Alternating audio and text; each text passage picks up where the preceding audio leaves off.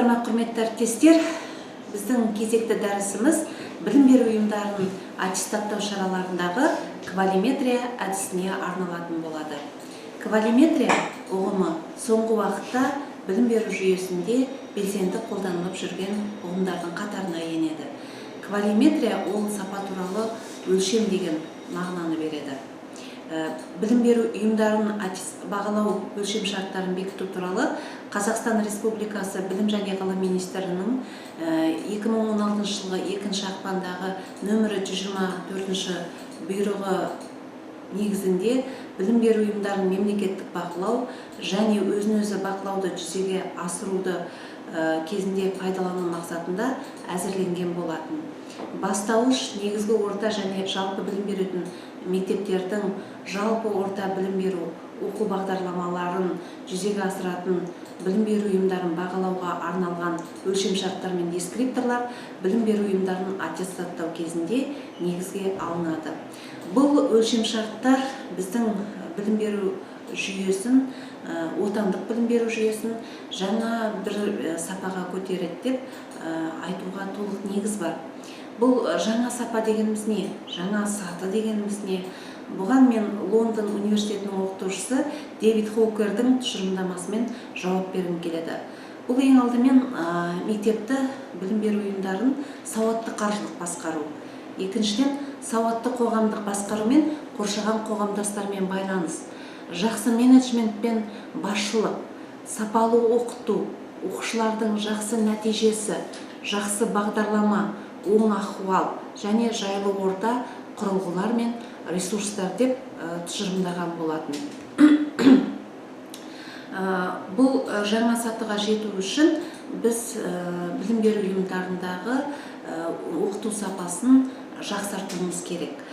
Білім беру ұйымдарының стандартқа сәйкес білім беру сапасын анықтаудың мемлекеттік органы ол аттестациялық комиссия болып табылады.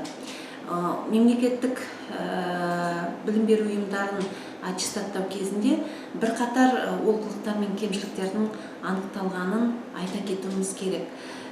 Соның ішінде жиі кездесетіні ол оқыту сапасына байланысты. Осы өлшем шарттар негізі білім беру ұйымдарын 6 бағытта жәнегі сапасын бақылауды анықтайды.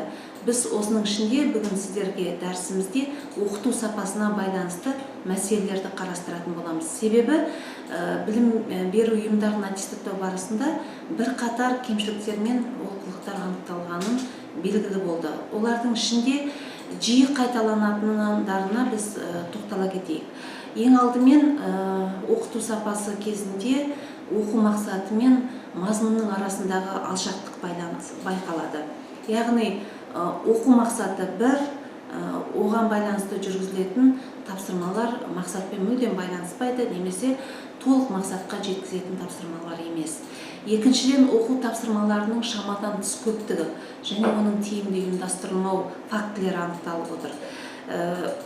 Біз өзіміз мемлекеттік аттестаттау комиссиясының құрамына қатысқан кезінде әсіресе бастауыш сыныптарда 19, 21, 25 тапсырмаға шейін бір сабақтың көлемінде тапсырмалар берілгенін байқадық.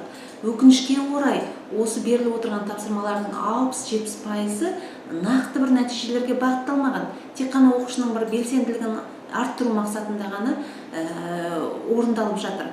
Ал өкінішке орай, мақсатсыз бұндай тапсырмалар оқушыны шаршатып, қалжыратып, нақты нәтижеге жеткізбейтінін біз көріп отырмыз. Үшіншіден, сыныптағы тиімді оқыту мен оқу үдерісінің өз деңгейінде ұйымдастырылмауы, әсіресе топтық жұмыстардың реттелмеуі байқалады. Өкінішке орай, сабаққа қатысқан кезде барлық сабақтар топтық жұмыс түрінде жүргізіледі, бірақ ондағы рөлдер нақты белгіленбеген.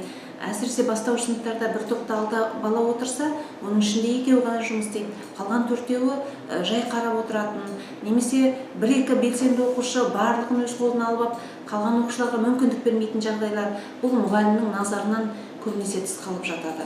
Келесі кері байланыстың нәтижелі болмау себептері айқын байқалады. Себебі ол сабақтың әр кезеңінде, әр тапсырмадан кейінгі жәнегі кері байланыстың өз дәрежесінде жүрмеуі сабақ соңында жүретін кері байланыстың нәтижелі болмауына алып келіп соғып жатыр. Енді сонымен қатар оқыту сапасына байланысты оқу барысында қолданылатын әдіс-тәсілдердің нәтижеге бағытталмауы да, жәнегідей көбінесе оқушының бір танымдық қызығушылығын тудыратындай, белсенділігін арттыратындай әдіс-тәсілдер пайдаланылғанымен, бірақ бұлардың басым көпшілігі оқу мақсатына нәтижеге жеткізбейді, өкінішке орай. Және де тағы бір маңызды фактор ол бағалау жүйесінің біржақтылығы. Бағалауды немесе мұғалім өз қолына алады да барлығын өз жүргізеді, немесе оқушылардың қолына береді де мұғалім бұл бағалау процесінен тыс қалады. Жәнегі балаларды да объективті бағалау өз деңгейінде болмай жатады. Немесе өзара бағалау, өзін-өзі бағалау деген сияқты мәселелер өз деңгейінде ұйымдастырылмаған. Сонымен қатар маңызды бір фактор ол оқу ресурстарының тиімді қолданылмауы. Соңғы уақытта қай сабаққа барсаңыздар да мұғалімдер интербелсенді тақтаны белсенді қолданып жатады. Бірақ өкінішке орай оның мөлшері, пайдалану мөлшерін назардан тыс қалдырады. Соған байланысты сабақтың өн бойында 45 минут бойы интербелсенді тақта қосылып тұрады, немесе соны пайдаланып сабақ өткізеді. Бұл өз кезегінде санитарлық нормаларға сәйкес емес, яғни оқушылардың денсаулығына зиян келтіретінін айта кетуіміз керек. Сонымен қатар тағы бір маңызды мәселе ол үй тапсырмасының тиімді қолданылмауы. Өкінішке орай кейбір кезде мұғалімдердің басым көпшілігі сыныпта үлгермеген тапсырмалардың басым көпшілігін үйге беріп жібереді. Әр сабақтан 5-6 тапсырмадан берілсе, енді өзіңіз ойлай беріңіз, бір күннің ішіндегі 5 сабақтан бала 20-25 тапсырмаға шейін үйіне алып кетеді.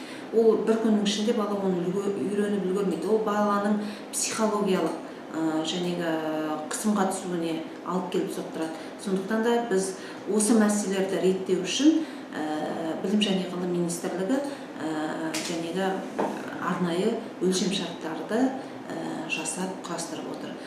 Бұл өлшем шарттар оқыту сапасын жақсартудың нақты қадамдары деп толық сеніммен айтамыз. Сонымен қатар бұл оқыту сапасын жақсартып қоймай, мұғалімнің кәсіби шеберлігін шыңдауға да, көтеруге де өз ықпалын тигізетін болады. Енді біз және ерекше маңыз беріп отырған оқыту сапасына байланысты 10 критерий бар екен. Оқыту сапасын, яғни мұғалімнің оқыту сапасын анықтайтын. Ең алдымен ол пәнді жетік және нақты білуі критерийіне байланысты.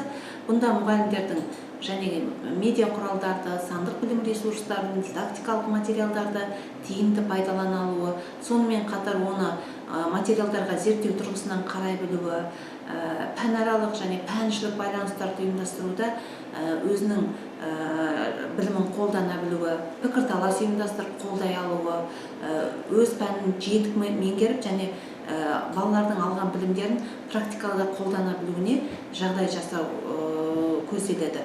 Өкінішке орай бұл жерде бір маңызды ұғым бар. Мұғалімдердің энциклопедиялық ғылыми терең білімі деген бір арнайы аспектті қарастырған.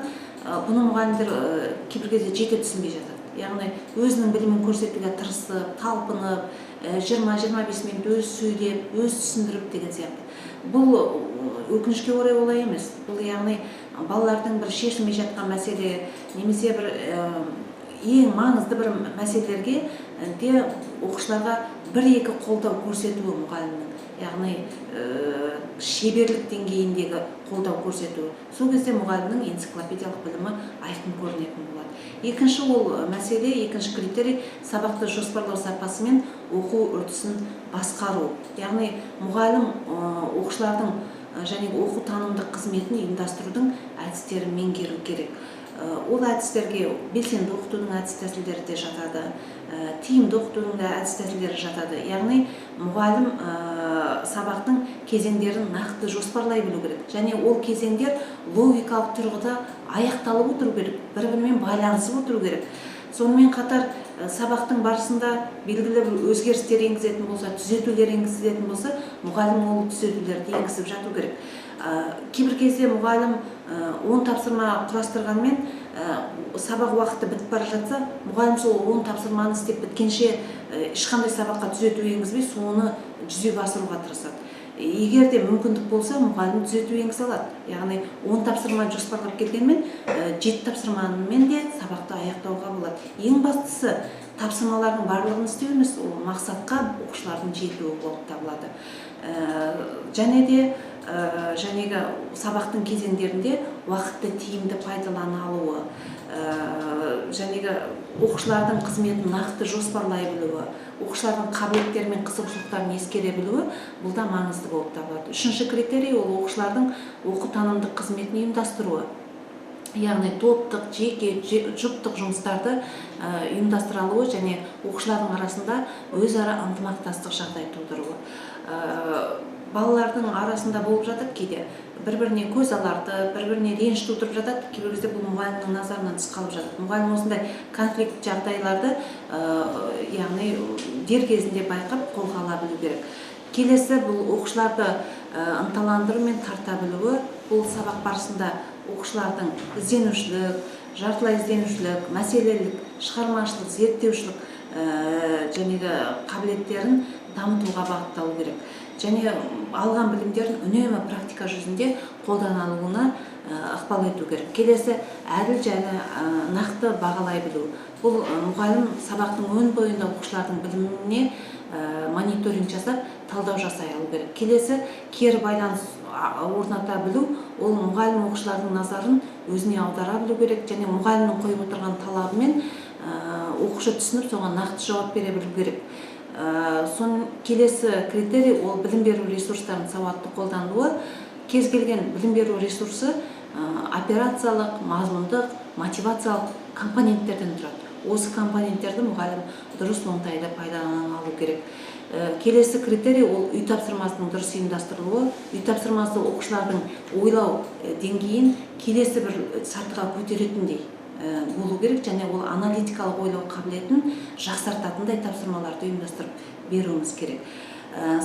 Келесі критерий ол сабақтағы жағымды психологиялық ахуал. Бұл балалардың ынтымақтастық принципіне құрылуы, сабақтың оқушы мұғалім арасындағы қарым-қатынастарды ұйымдастыра білу керек. Ең маңызды соңғы критерий ол коммуникативтік дағдылар, мұғалімнің этикасы, балалармен тіл табыса білуі, қарым-қатынас жасай білуі және балалардың аудиториясын меңгере білуі, солардың психологиясын түсіне білуі деген критерийлерден тұрады.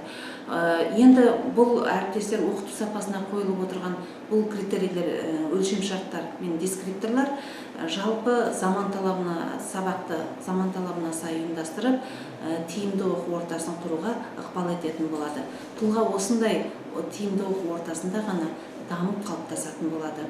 Жалпы Америка құрама штаттарында мұғалімнің кәсіби біліктілігін келесі 6 сұрақ арқылы анықтайды екен.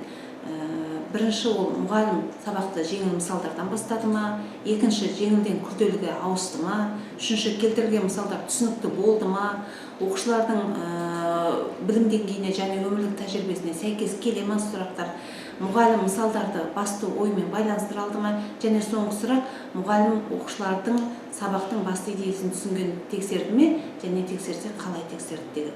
Осы 6 сұрақ менің ойымша осы 6 сұраққа әр мұғалім өзі жауап іздеп табатын болса, онда бүгінгі сабақтар бүгінгі күннің талабының тұрғысынан толық орындалады деп ойлаймын. Және оқушыны тұлға ретінде дамытатын сабақтарды біз ұйымдастыра алатын боламыз. Сондықтан да құрметті әріптестер, жаңа оқу жылының басталуымен сіздерді құттықтаймын, сіздерге сәттіліктер тілеймін. Оқушыларымыз белсенді болсын, табысты болсын, олардың тұлға болып қалыптасуына сіздер табысты еңбек етіңіздер. Сәт сапар.